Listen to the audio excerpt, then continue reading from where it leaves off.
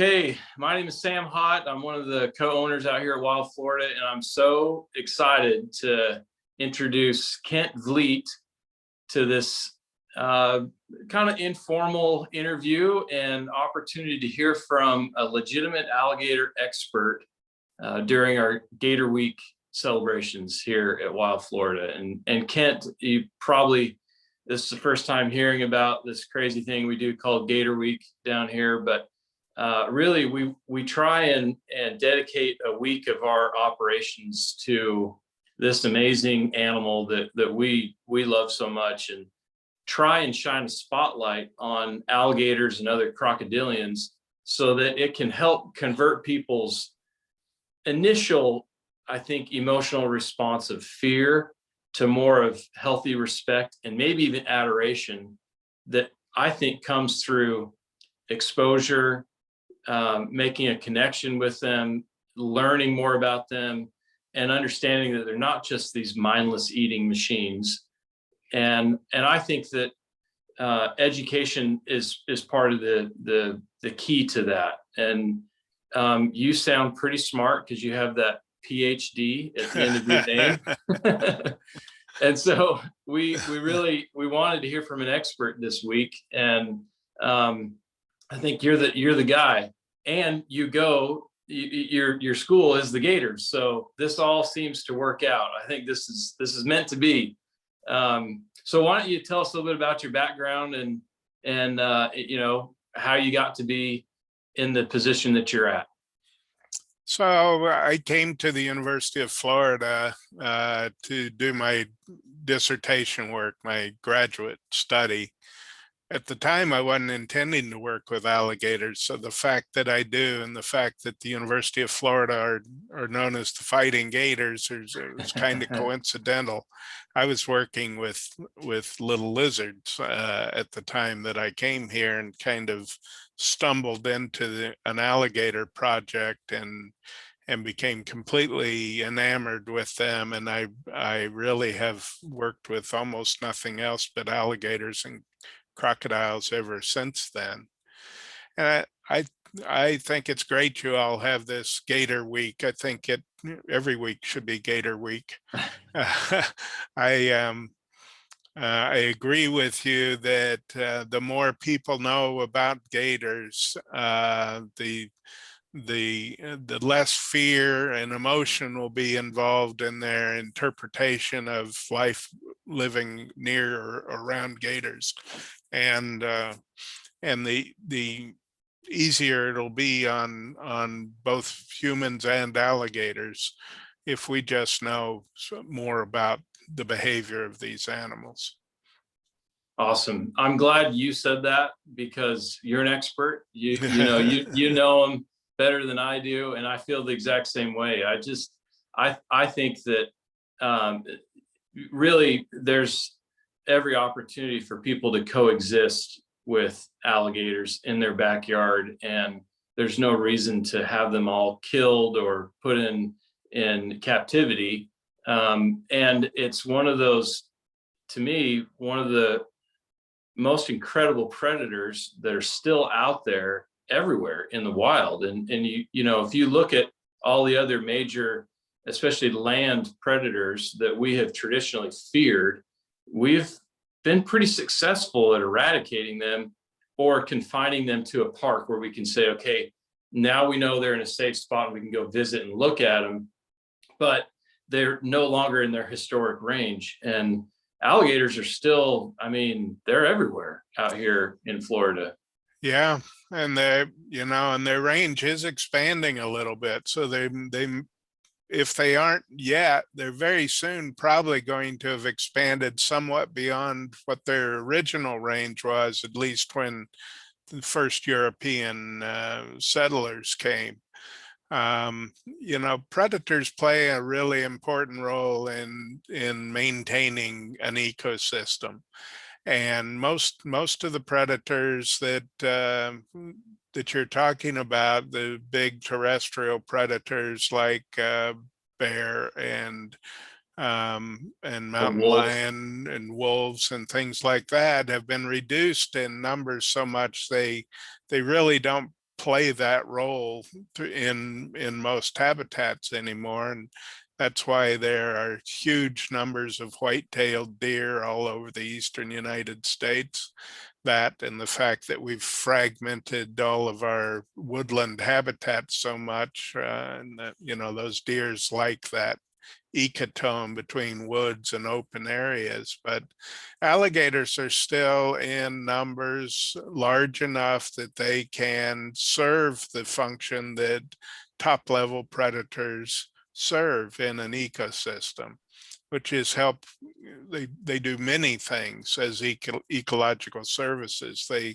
They help control the numbers of prey species, keep their numbers down so that there's not intensive competition between those species. But for instance, the freshwater fish in our lakes, if alligators weren't eating a fair number of fish, you'd get certain species that just would outcompete others, and those others would disappear, and we'd have less diversity in our freshwater bodies of water.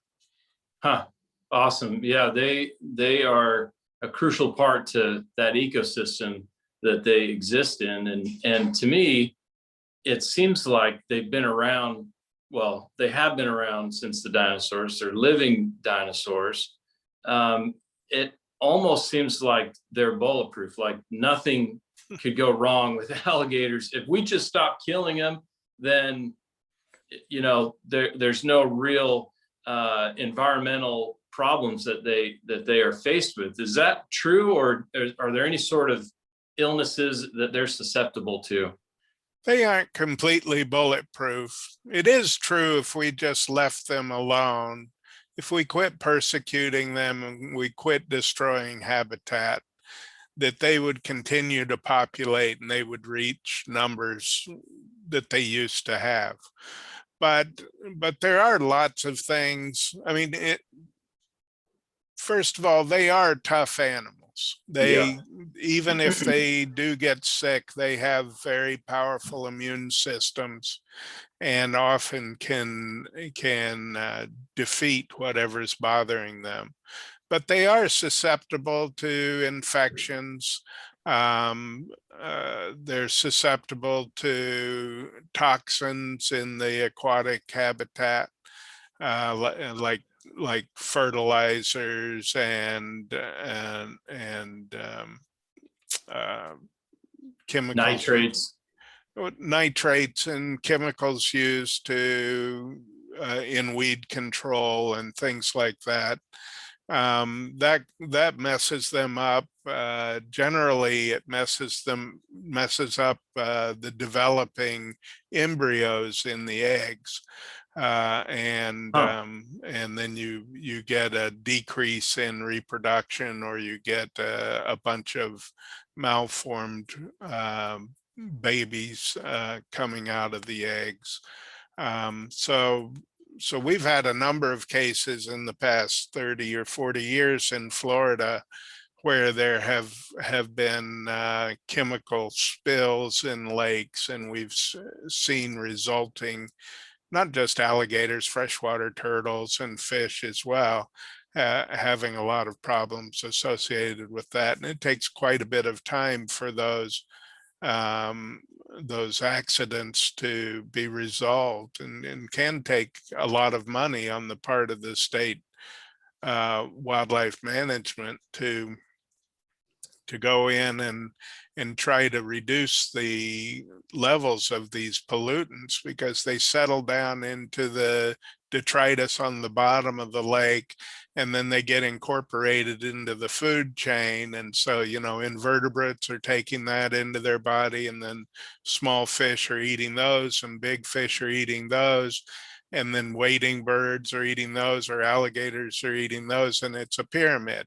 And Yeah. and so that that first small fish didn't have much of a dose of whatever chemical we're talking about, but the doses accumulate as you're getting into bigger and bigger animals. And we have had in several lake systems in Florida in the past 30 or 40 years, we've had situations where the alligator population was actually severely affected by those spills, to the point where there was virtually no successful reproduction in the lake.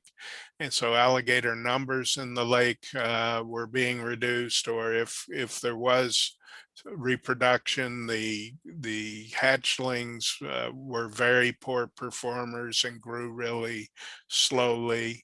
And it takes a long time for those situations to be corrected. Hmm. Oh, it's fascinating.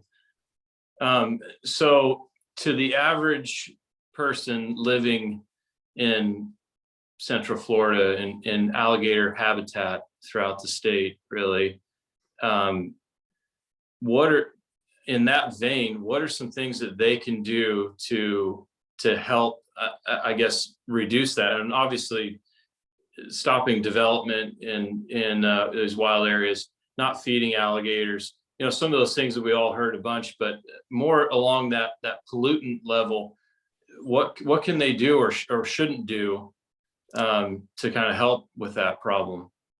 We need to be concerned about the quality of water in Florida. Florida has a lot of water. It's a wet state, but the water has to be clean water. It has to, we have to keep runoffs from agriculture out of the drain fields. We have to worry about fertilizer runoff off of our lawns, and things like that. Septic tank runoff is a big problem. And that all these things work their way into the surface water or down into the aquifer, and it increases the nutrient loads in the water. That causes algal growth, and that can affect the growth of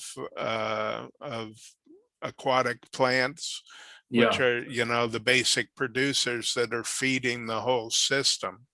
And so we're really just talking about environmental quality here, that alligators and all the other animals have to live in. But and so it's not just a matter of protecting a marsh or a lake, but we have to worry about the areas around those bodies of water, and trying to control the chemical input and the runoff from that.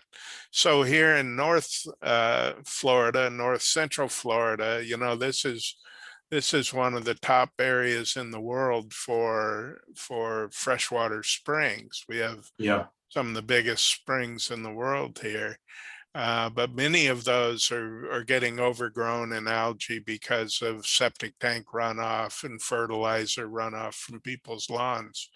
And so there's a relatively new push to really try to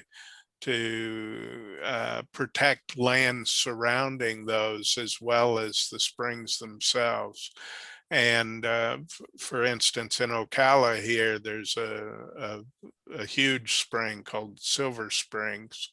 And they've just been, in just the past few years, they've been working on trying to reduce septic tank runoff, fertilizer runoff, and that sort of thing. And I was just down there looking at gators a couple of weeks ago, and while the spring doesn't look like it did when I first came to Florida in the late 1970s, it looks much better than it did just even a few years ago. So it is possible for us, without completely changing our lifestyles, it is possible for us to have an impact on these wetland habitats, a positive impact. That's awesome. That's good news. It sounds like there's light at the end of the tunnel, and that we're not just in a, a downward spiral that we can't correct. Thank Right. goodness. So I'm curious, is there any sort of research of around how hardy alligators are and how resilient they are to disease, and how, if there's anything that we can that maybe could transfer to our benefit, where we could say, hey, this is something that an element in their bloodstream, or some I don't know, cool thing they've got going that we should have. Well, you hit the nail on the head there. I mean, the Okay. alligators have really fantastic immune systems. We've known that for a long time. I mean, we see alligators that, because of interactions with other alligators, they're missing the end of their tail, or they're missing a leg, Yeah. Yeah. or that, and and often they're living in kind of crummy habitats, muddy water or that sort of thing. A lot of the warm water lakes in Florida are full of bacteria, but they typically don't get infected by that, or if they do, they fight the infection and they survive that. Alligators have almost no confirmed cases of cancer. They seem to be able to wipe out cancer cells at an early stage before they become, an all-consuming health crisis for them. Wow. So in the past number of years, I've been working with biologists at there's one fellow named Mark Merchant at McNeese State University in Louisiana, and I've been working with a couple of people, Dr. Barney Bishop and his staff, and Monique Van Oak is another. We've been looking at proteins in the blood of alligators and a few other species of crocodilians. We've also been looking at blood of Komodo dragons and boas. And if you take just a sample of blood from an alligator and let the red cells clot out of that, and just take the plasma from it and drop it onto a petri dish with bacteria cells growing on it, it'll kill the bacteria on there. It'll kill bacteria. It'll kill viruses. It'll kill amoebas. It'll even kill HIV. And it'll kill fungi. So there are elements in their blood that seem to be highly potent against a very wide range of pathogens. Wow. And so this work that I've been assisting Dr. Bishop and Van Hoek at George Mason University in Virginia, we're looking at very small proteins that are in the blood plasma. And they've developed a technique where I can send them blood. They've manufactured these little nanoparticles that they mix into the blood, swirl it around, and it'll collect these proteins and trap them in these particles. And then they can filter the particles out of the blood plasma and then put it through the machines to test its molecular weight and sequence the proteins that are in there.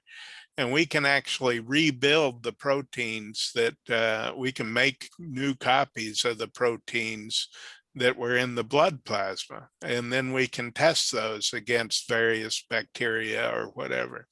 And what we find is that there are hundreds or maybe thousands of different proteins in a single sample of alligator blood. And if we test those against a variety of bacteria, say, of the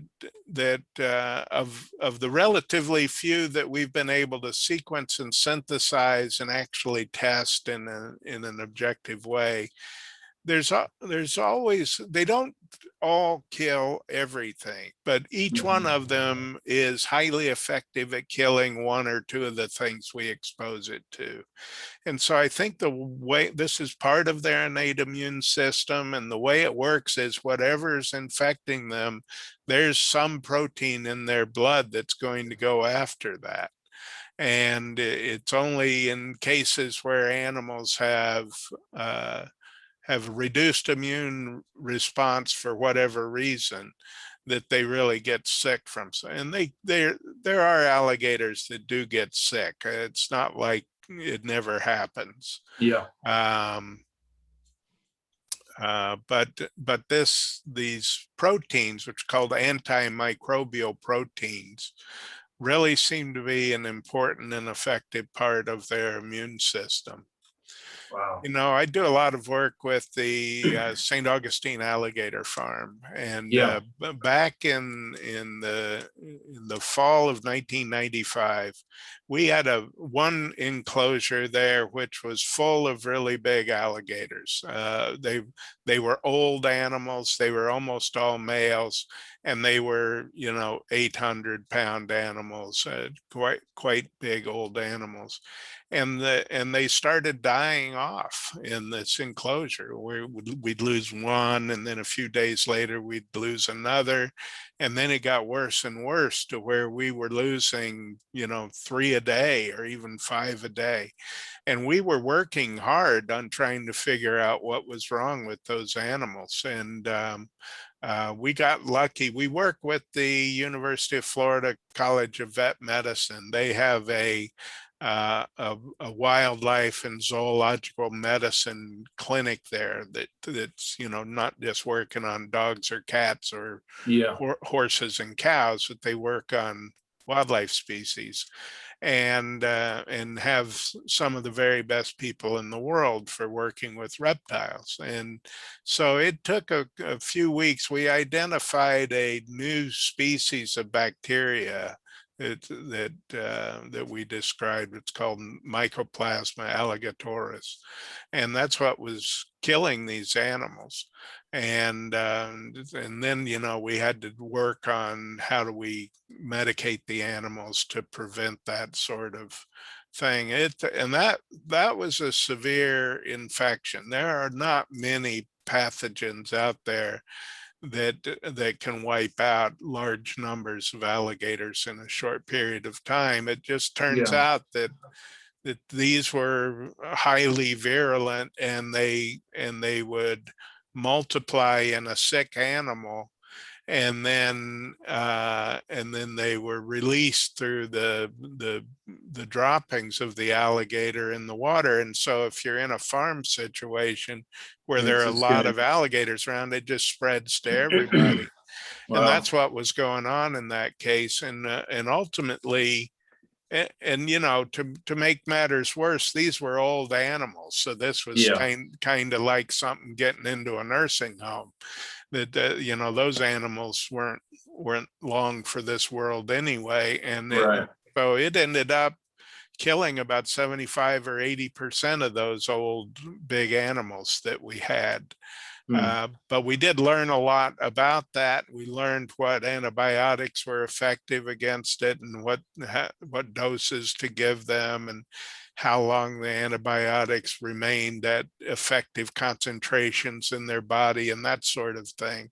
But that was a case where we really did have a disease outbreak that was very significant for alligators. Wow.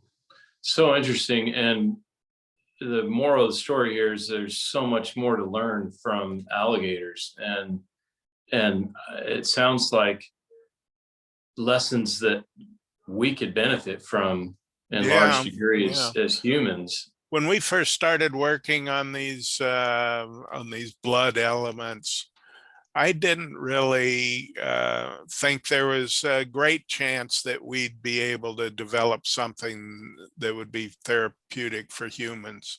And now I'm absolutely convinced that there will be. And we haven't developed a new antibiotic for humans in 25 years. And in fact, we're finally now using that last antibiotic that there are not many bacteria that are already resistant to. So we don't have any more,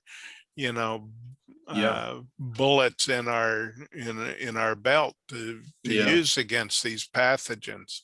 And so developing new antibiotics is an important element. And in fact, that research is being funded for by the Department of Defense, because they're interested in fighting exotic diseases and also in wound healing. So we learned enough from this business of sequencing these little antimicrobial peptides to kind of get a sense of how they worked.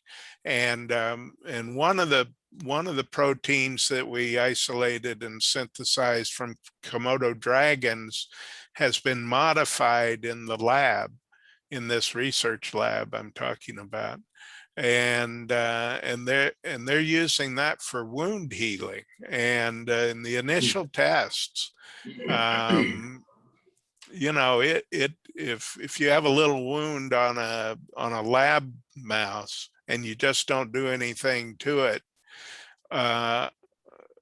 or if it has a wound and you just put like antibiotic salve on it, like we would a cut on our hand or whatever, Neosporin or something like that, it takes a number of days for that to heal.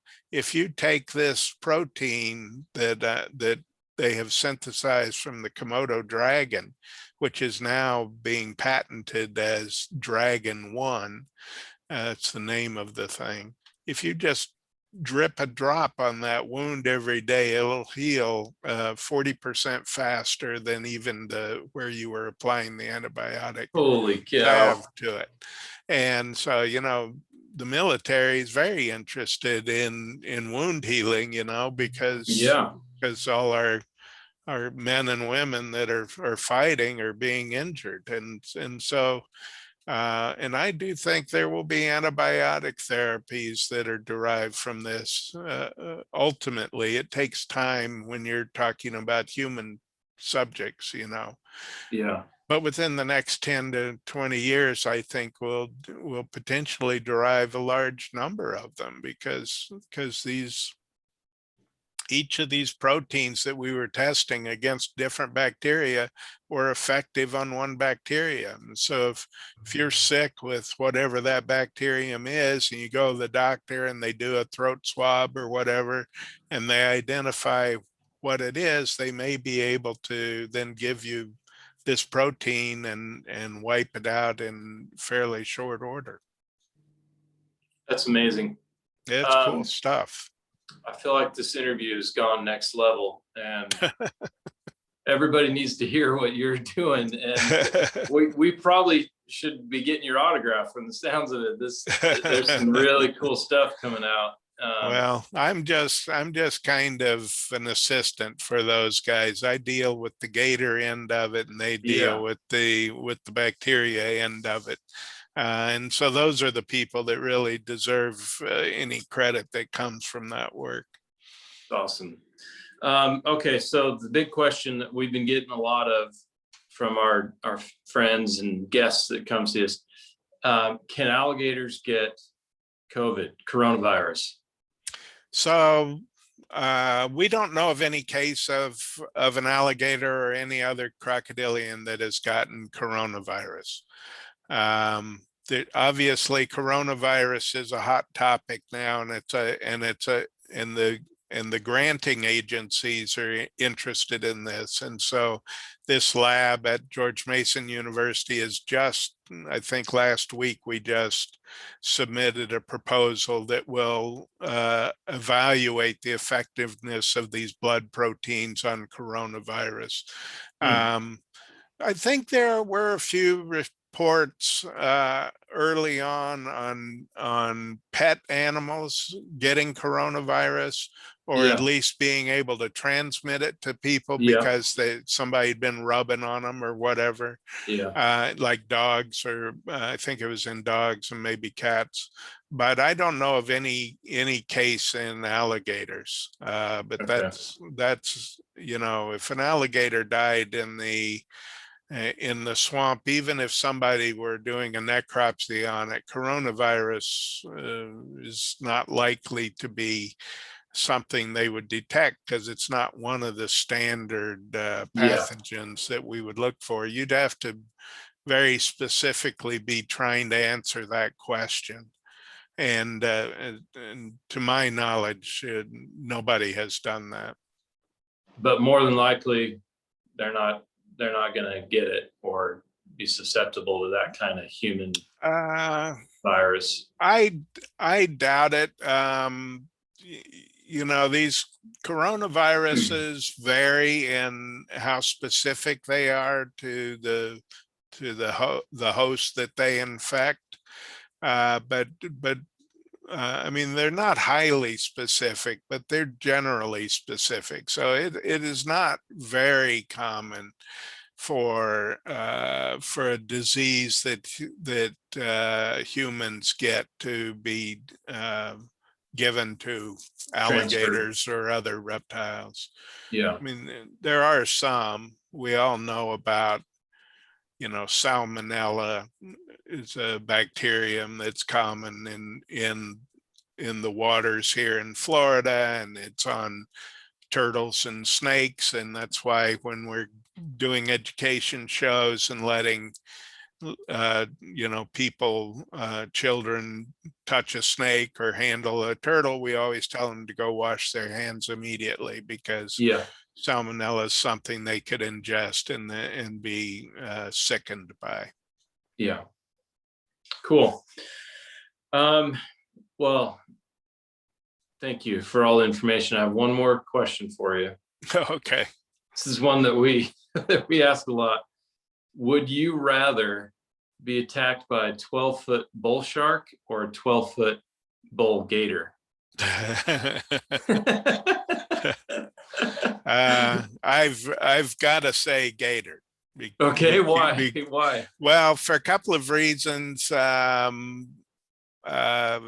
teeth of sharks are remarkably sharp, and they can do real damage very rapidly. Now, that's true of an alligator also. Their teeth aren't sharp, but alligators and crocodiles have the strongest bite force ever measured in any living animal.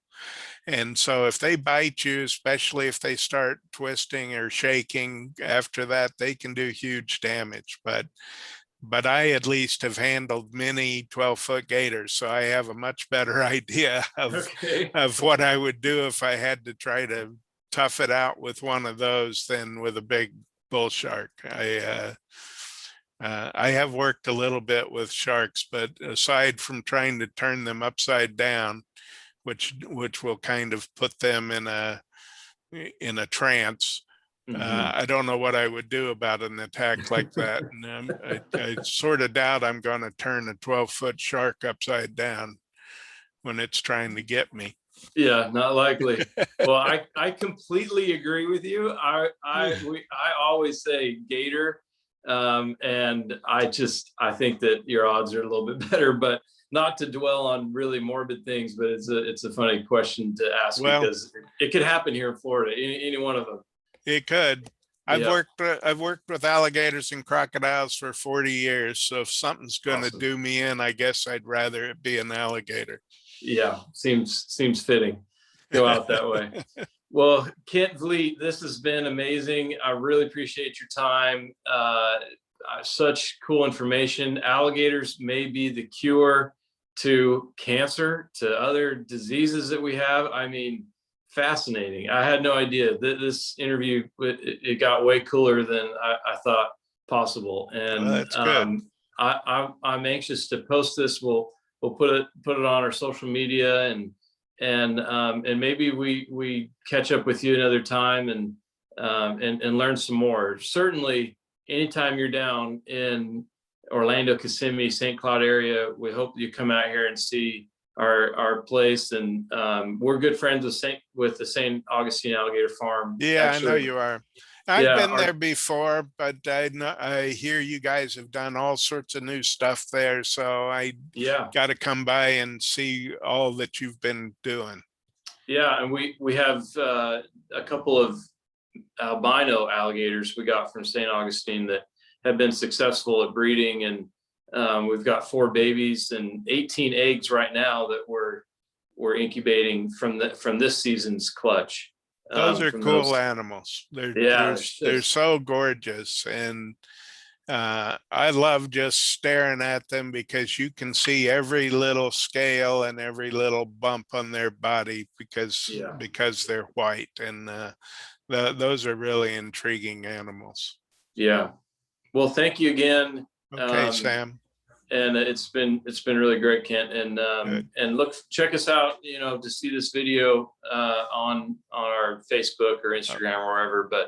But hope to catch up with you and meet you in person one of these days. You bet. I'll look you up if I get down Okay, there. Okay. awesome. Thanks, Kent. Bye-bye. Bye. Bye.